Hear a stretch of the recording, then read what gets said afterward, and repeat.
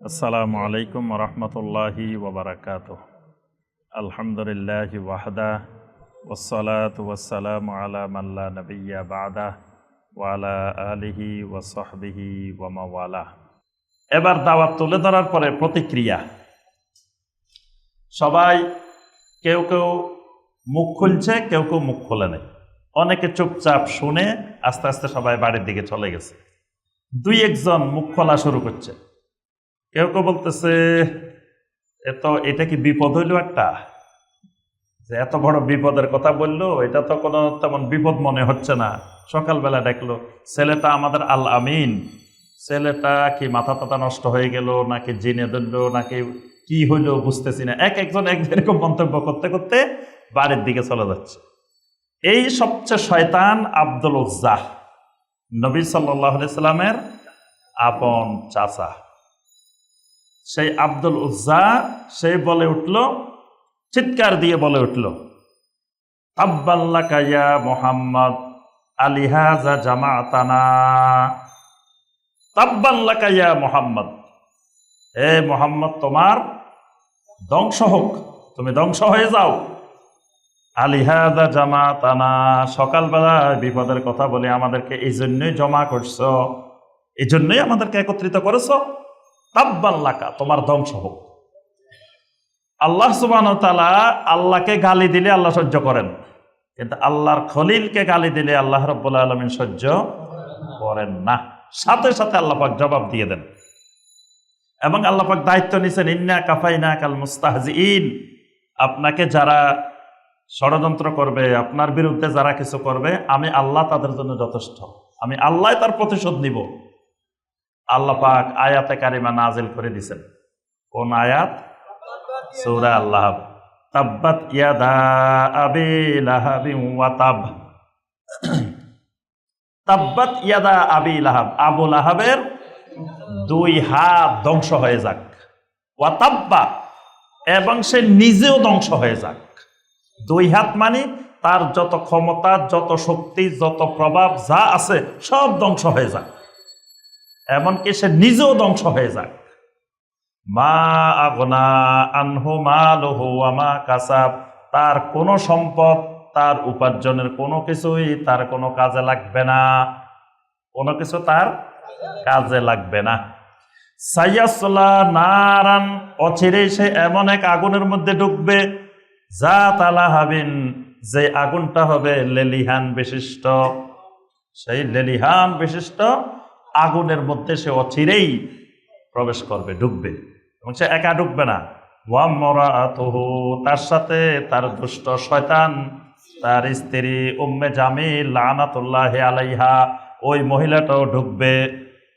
আল্লাহ পাক ওই মহিলার একটা উপাধি দিয়ে দিয়েছেন। ওই মহিলার নাম বলেন নাই, নাম না বলে বলছেন। আবুল আহাবেরও নাম বলেন নাই। আবুল আহাব কিন্তু তার নাম না, তার নাম হলো আব্দুল উজ্জা।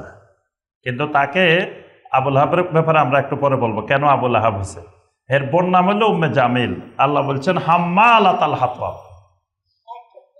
এটা আরবের একটা বড় প্রবাদ বাক্য। হাম্মালাতাল হাতাব বলছে যে তার স্ত্রীটা হলো হাম্মালাতাল হাতাব। এই হাম্মালাতাল হাতাব উপাধিটা খারাপ উপাধি, মানে লাকড়ি সংগ্রহকারিনী, আগুন জ্বালাই দে, যে প্রত্যেক ঘরে আগুন জ্বালাই দে। আমরা বলি যে এই মহিলা এই ঘরের আগুন জ্বালায় শেষ করে ফেলছে, মানে ঘরের মধ্যে মহিলা, এটা হচ্ছে দুষ্ট মহিলা আর নাই, এই মহিলার মতো ঝগড়াটে খারাপ মহিলা আর নাই। তো কয় যে এই মহিলা এই কট্টার মধ্যে আগুন লাগাই দিছে। এই জন্য হাম্মালাতাল হাতাব মানে এই মহিলাটা আগুন দিয়ে, লাকড়ি দিয়ে ধ্বংসকারিনী, সে সব ধ্বংস করে দেয়। এরপরে আল্লাহ পাক বলেন ফি জিদিহা হাবলুম মিন মাসাদ, তার গলার মধ্যে একবারে পাকানো শক্ত রশি পেঁচানো থাকবে। এখানে আল্লাহ পাক তাদের স্বামী স্ত্রী দুইজনকেই আল্লাহ পাক এখানে লানত করেছেন। দুইজনের ব্যাপারে আল্লাহ পাক এই সূরাটা নাজিল করেছেন। আচ্ছা, এরপরে মোটামুটি আর বাকিরা এরকম কঠিন আকারে কোনো প্রতিবাদ বা বদদোয়া বা খারাপ কিছু এরকম বলেন নাই। তখন এই তাৎক্ষণিক প্রতিবাদ করছে এই লোকটা আব্দুল উজ্জা। আচ্ছা, এবার আব্দুল উজ্জার পরিবার সম্পর্কে একটু জানা দরকার। এই লোকটাকে, তার বোটাকে আল্লাহ পাক দুইজনকেই নাম ধরে নির্দিষ্ট করে আল্লাহ পাক একটা সূরা নাজিল করলেন, তাদেরকে একবারে ধ্বংস হওয়ার লানত দিয়ে আল্লাহ পাক স্বয়ং নিজে আয়াত নাজিল করছেন, সূরা নাজিল করছেন। আবু লাহাব এর নাম হলো আব্দুল উজ্জা, নবী সাল্লাল্লাহু আলাইহি সাল্লামের আপন চাচা। সে সুদর্শন, মক্কার সুদর্শন যুবকদের মধ্য থেকে অন্যতম একজন সুদর্শন যুবক ছিল এই আবু লাহাব। লাহাব মানে আপনার গৌরবর্ণ, লাল বর্ণ, মানে তার চেহারা, তার শরীর লাল বর্ণের ছিল, টুকটুকে সুন্দর ছিল। এই জন্য তাকে আরবের লোকেরা আবু লাহাব বলতো। আবু লাহাব উপাধিটা ছিল ভালো, মানে সবচেয়ে সৌন্দর্যশীল, সবচেয়ে সুদর্শন মক্কার মধ্যে। এই জন্য তার নাম, উপাধি হয়েছে আবু লাহাব। কিন্তু লাহাবের আরেক অর্থ হলো আগুনের যে স্ফুলিঙ্গটা, লেলিহান শিখাটা, এটাকেও আরবিতে লাহাব বলা হয়। আল্লাহ সুবহানাহু ওয়া তাআলা এই জন্য জাহান্নামের সাথে বলছেন নারান সায়াসলা নারান জাতা লাহাব। জাতা লাহাব, লাহাব শব্দটা ব্যবহার করছে, মানে জাহান্নামটা হলো লেলিহান বিশিষ্ট আগুন, মানে এটার আপনার স্ফুলিঙ্গ অনেক দূর পর্যন্ত উঠে। তো ওই অর্থেই আল্লাহ পাক তাকে আবু লাহাব বলছেন, মানে সে লেলিহান বিশিষ্ট আগুনওয়ালা, জাহান্নামী। এই লোকের অনেক সম্পদ ছিল, অনেক সম্পদশালী লোক মক্কার মধ্যে, ধনী মানুষদের মধ্যে এই লোক একজন। এই লোকটা এই প্রথম তো এই কাজ করছে সর্বপ্রথম, এরপরে আবার বাড়িতে গেছে। এখানে নবী সাল্লাল্লাহু আলাইহি ওয়াসাল্লামকে তাব্বাল্লাকা ইয়া মুহাম্মদ আলিহাজা জামাতানা এটা বলছে, বলি আবার বাড়িতে গেছে। বাড়িতে গিয়ে তার 3 ছেলে 3 মেয়ে, এই আব্দুল আজ্জা। এক ছেলের নাম উতবা, এক ছেলের নাম উতাইবা, এক ছেলের নাম মুআত্তাব। উতবা এবং উতাইবার কাছে নবী সাল্লাল্লাহু আলাইহি ওয়াসাল্লামের 2 মেয়ে বিবাহ দেওয়া হয়েছে, উম্মে কুলসুম এবং রুকাইয়া রাদিয়াল্লাহু তাআলা আনহুমা। এই 2 জনকে এই উতবা এবং উতাইবার কাছে বিয়ে দেওয়া হয়েছে। এখন এই আবু লাহাব বাড়িতে যায়, 2 ছেলেকে ডাকছে, ডেকে বলছে যে মুহাম্মদ সাল্লাল্লাহু আলাইহি ওয়াসাল্লামের 2 মেয়েকে এখনই তালাক দিতে হবে, যদি তালাক না দাও তোমরা আমার ছেলে থাকবা না, তোমাদের সাথে আমার সম্পর্ক বিচ্ছিন্ন। এখনই মুহাম্মদ সাল্লাল্লাহু আলাইহি ওয়াসাল্লামের 2 মেয়েকে তার ঘরে পাঠাই দাও। সাথে সাথে 2 ছেলে উতবা এবং উতাইবা, 2 ছেলে নবী সাল্লাল্লাহু আলাইহি ওয়াসাল্লামের 2 মেয়েকে কি করলেন? তালাক দিয়ে দিলেন। এই 2 মেয়েকে পরবর্তীতে ওসমান ইবনে আফফান রাদিয়াল্লাহু তাআলা আনহু বিয়ে করেছিলেন। এই জন্য আবু বকর রাদিয়াল্লাহু তাআলা আনহু তাকে বলছিলেন জিন্নুরাইন। ওসমানকে কি বলছিলেন? জিন্নুরাইন, 2 নূরওয়ালা, মানে নবী সাল্লাল্লাহু আলাইহি ওয়াসাল্লামের 2 কন্যার স্বামী। অথচ এই নূরগুলা ছিল কার ঘরে? আবু লাহাবের ঘরে।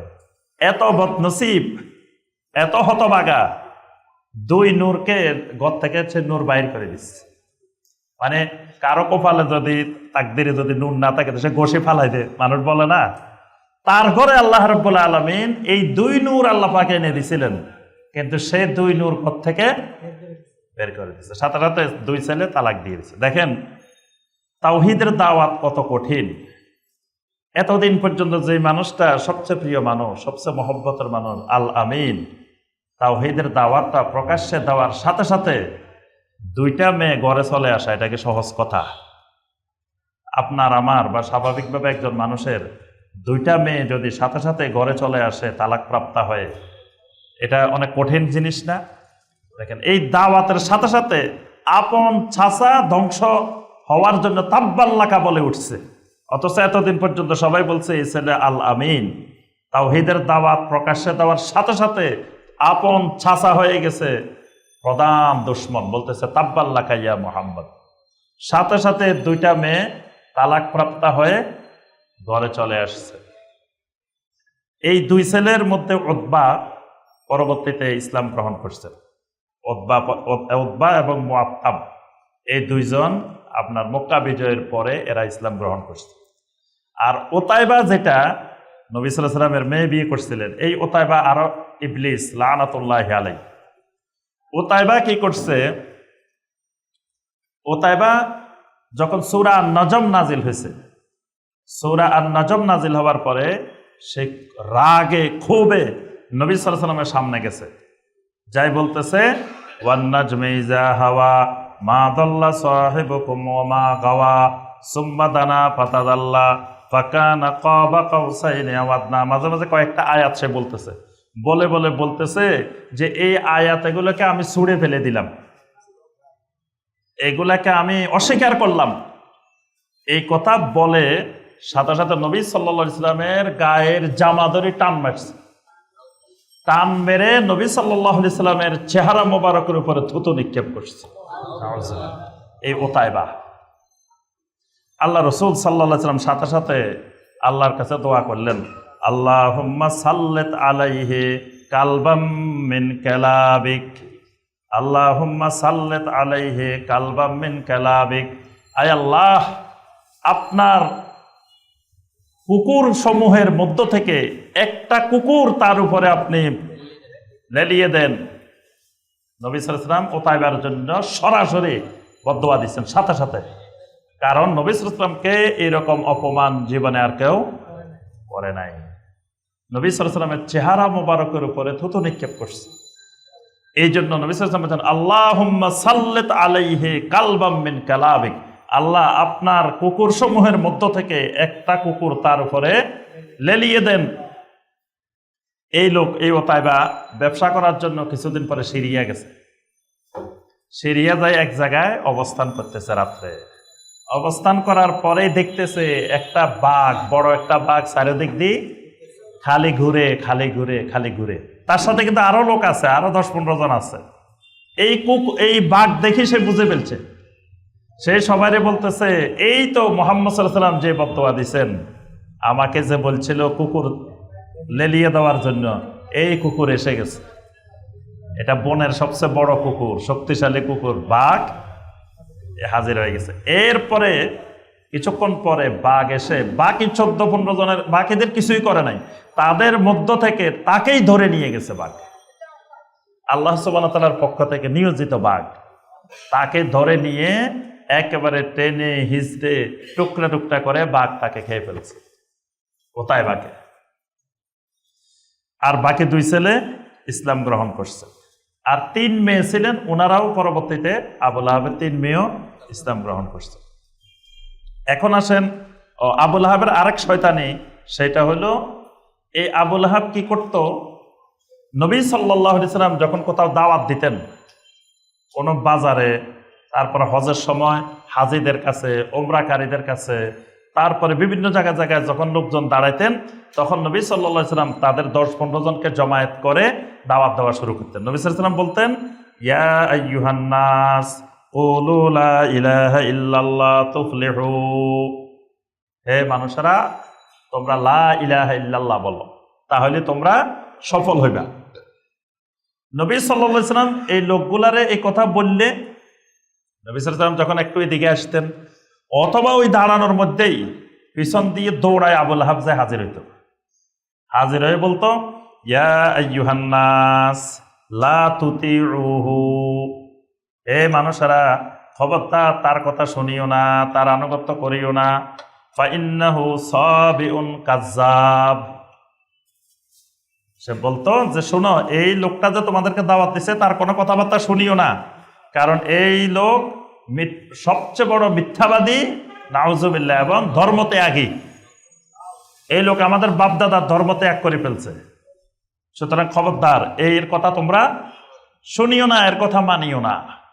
এই অর্থাৎ সে এই 3 বছর পরে নবী সাল্লাল্লাহু আলাইহি ওয়াসাল্লামের প্রকাশ্য দাওয়াতের পরে প্রথম দিন যে তাব্বাল্লাকা ইয়া মুহাম্মদ বলছে, এরপরে তার মৃত্যু পর্যন্ত ইসলামের বিরুদ্ধে একটা দিন, একটা মুহূর্ত সে কাজ করে নাই, এরকম সময় যায়নি।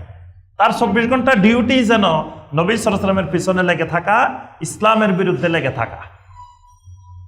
নবী সাল্লাল্লাহু আলাইহি ওয়াসাল্লাম কোথায় দাওয়াত দিতে যাইতেছেন খবর রাখতো, আজকে কোন দিকে যাচ্ছে, কোথায় যাচ্ছে, যেখানে যাচ্ছে সেখানে গিয়ে সে পিছনে থাকতো। যাদেরকে দাওয়াত দিত তাদের কাছে যাইয়ে সে বলতো, ফাইন্নাহু সাবিউন কাজ্জাব, নাউজুবিল্লাহ। আচ্ছা, এরপরে তার স্ত্রীর নাম উম্মে জামিল। এই উম্মে জামিল যে মহিলাটা, এই মহিলাটা অনেক ভালো, ওই যুগের সম্ভ্রান্ত এবং শিক্ষিতা মহিলা। এই মহিলা আপনার কবি ছিল, এই মহিলা বড় মাপের কবি। যখন আবু লাহাব বাড়িতে গিয়ে বলছে যে মোহাম্মদ সাল্লাল্লাহু আলাইহি সাল্লাম এই দাওয়াত দিছে আজকে আমাদেরকে সাবা পাহাড়ের পাদদেশে ডেকে নিয়ে, এই মহিলা তখন একেবারে রাগান্বিত হয়ে আল্লাহ রাসূল সাল্লাল্লাহু আলাইহি সাল্লামের বিরুদ্ধে কিছু কবিতা বলছে। এই মহিলা প্রথমে শুনি নবী সাল্লাল্লাহু আলাইহি সাল্লামের বিরুদ্ধে কবিতা বলছে। এরপরে এই মহিলা আপনার নবী সাল্লাল্লাহু আলাইহি সাল্লামকে কষ্ট দেওয়ার জন্য এমন কোনো কাজ বাকি নেই যে সে তার সাধ্যের মধ্যে সে করে নাই। সে রাত্রে নবী সাল্লাল্লাহু আলাইহি সাল্লামের ঘরে কোন আয়াত নাজিল হচ্ছে, কোন আয়াত তেলাওয়াত করতেছে, এগুলো শুনে থাকতো, শুনে বাইরে গিয়ে এগুলো প্রচার করত। নবী সাল্লাল্লাহু আলাইহি সাল্লামের ছেলে মারা গেছে রাত্রিবেলায়, নবী সাল্লাল্লাহু আলাইহি সাল্লাম কান্নাকাটি করতেছেন, খাদিজা রাদিয়াল্লাহু তাআলা আনহা কান্নাকাটি করতেছেন। এই মহিলা রাত্রে পুরা এলাকা মক্কা মুকাররমার ঘরে ঘরে যায় বলছে যে মুহাম্মদ সাল্লাল্লাহু আলাইহি সাল্লাম আবতারা, লেজ কাটা হয়ে গেছে, তার সব ছেলে শেষ। আমাদের দেবতাদের বদদোয়ায়, আমাদের মাবুদদের বদদোয়ায় সব ছেলে ধ্বংস হয়ে গেছে। আল্লাহ রাব্বুল আলামিন তখন ওই আয়াত নাযিল করছেন, ইন্না শানিয়াকা ওয়াল আবতার। আজকে মুহাম্মদ সাল্লাল্লাহু আলাইহি সাল্লামের উপরে প্রতি সেকেন্ডে লক্ষ লক্ষ বার দরুদ পেশ করা হয়, কিন্তু ওই আবু লাহাবের বউ, তার উপরে কি হয়? প্রতি সেকেন্ডে লানত পেশ করা হয়। পৃথিবীর কোনো জায়গায় না কোনো জায়গায় তাব্বাতি ইয়াদা তেলাওয়াত হচ্ছে, কেউ না কেউ এই প্রতি মুহূর্তে কিন্তু তাব্বাতি ইয়াদা আবি লাহাবি ওয়া তাব তেলাওয়াত করতেছে, কেউ সলাতে তেলাওয়াত করতেছে, কেউ মুখস্থ করতেছে, কেউ শিখতেছে। তাদের উপরে লক্ষ লক্ষ মানুষ এখনো পর্যন্ত লানত দিচ্ছে কিয়ামত পর্যন্ত। আচ্ছা, এই মহিলা রাত্রিবেলায় বড় বড় কাঁটা, শক্ত শক্ত কাঁটা কোথায় পাওয়া যায়, গাছ পাওয়া যায়, ওখানে চলে যেত। ওখান থেকে কাঁটার গাছ কেটে কেটে ওই কাঁটা সংগ্রহ করতো, রাত্রে সংগ্রহ করে নিয়ে আসতো, বাড়িতে নিয়ে আসতো। আনি নবী সাল্লাল্লাহু আলাইহি সাল্লাম যেই জায়গা দিয়ে বাইর হইতেন বাড়ি থেকে, সেই যে জায়গাগুলোর মধ্যে লুকায় রাখতো গোপনে, মানে প্রকাশ্যে রাখতো না, বালুর নিচে বা পাথরের পাকে দিয়ে এমন জায়গা দিয়ে রাখতো যাতে নবী সাল্লাল্লাহু আলাইহি সাল্লাম দেখতে না পান। আর সে খেয়াল করতো নবী সাল্লাল্লাহু আলাইহি সাল্লাম বের হওয়ার সময় কাঁটা পায়ে লাগতেছে কিনা, নবী সাল্লাল্লাহু আলাইহি সাল্লাম ব্যথা পাইতেছেন কিনা। ব্যথা পাইলে সে আনন্দে আত্মহারা। এরপরে শুধু নবী সাল্লাল্লাহু আলাইহি সাল্লাম কেনা, আরও অন্যান্য সাহাবীদেরকেও সেই রকম বের হওয়ার পথে পথে কাঁটা দিয়ে রাখতো। এই জন্য আল্লাহ বলছেন হাম্মালাতাল হাতওয়াব, এই লাকড়ি সংগ্রহ মানে ওই কাঁটা গাছের লাকড়ি সংগ্রহ করতো সে। আর সর্বশেষ এই মহিলা একদিন কি করছে, যখন এই তাব্বাত ইয়াদার কথা সে শুনছে, এই মহিলা যে এই সূরার মধ্যে আল্লাহ তার নামও কইছে ওয়ামরাআতু হাম্মালাতাল হাতওয়াব বলছে। এই মহিলার রাগে ক্ষোভে বাড়ির থেকে বের হয়েছে। বের হওয়ার সময় বড় পাথরের টুকরা নিছে, বলতেছে এই পাথরের টুকরা দিয়ে মুহাম্মদকে এখনই আমি মেরে ফেলবো। এই মহিলা যখন ঘর থেকে বের হয়েছে পাথরের টুকরা নিয়ে, নবী সাল্লাল্লাহু আলাইহি সাল্লাম তখন মসজিদে হারামের মধ্যে বসা, আল্লাহর ঘরে বসা। আবু বকর রাদিয়াল্লাহু তাআলা আনহু দৌড়া এসে বলছেন, ইয়া রাসূলুল্লাহ সাল্লাল্লাহু আলাইহি সাল্লাম, আপনি এখন সরে যান, আপনি এখন এই জায়গা থেকে চলে যান, কারণ এই আবু লাহাবের স্ত্রী আসতেছে বড় একটা পাথর নিয়ে আপনাকে হত্যা করার জন্য, আপনার উপরে মারবে। আল্লাহ রাসূল সাল্লাল্লাহু আলাইহি সাল্লাম বললেন, আবু বকর, এই মহিলা আমাকে দেখতে পাবে না, এই মহিলা আমাকে দেখতে পাবে না। আল্লাহ রাব্বুল আলামিন একজন ফেরেশতা নিয়োজিত রাখছেন আমার মাঝে আর তার মাঝে, এই ফেরেশতা পর্দা দিয়ে দিবেন। সুবহানাল্লাহ। আবু বকর রাদিয়াল্লাহু তাআলা বসে রয়েছেন। এই মহিলা পুরা হারামের মধ্যে তন্ন তন্ন করে আল্লাহ রাসূলকে খুঁজতেছে, খালি একবার নবী সাল্লাল্লাহু আলাইহি ওয়াসাল্লামের ঘরে যায়, একবার মসজিদে আসে, একবার এখানে যায়, সব জায়গায় খালি খুঁজতেছে। পুরা এলাকা খুঁজে আল্লাহ রাসূল সাল্লাল্লাহু আলাইহি ওয়াসাল্লামের সামনে দিয়েও গেছে, কিন্তু নবী সাল্লাল্লাহু আলাইহি ওয়াসাল্লামকে সে দেখে না।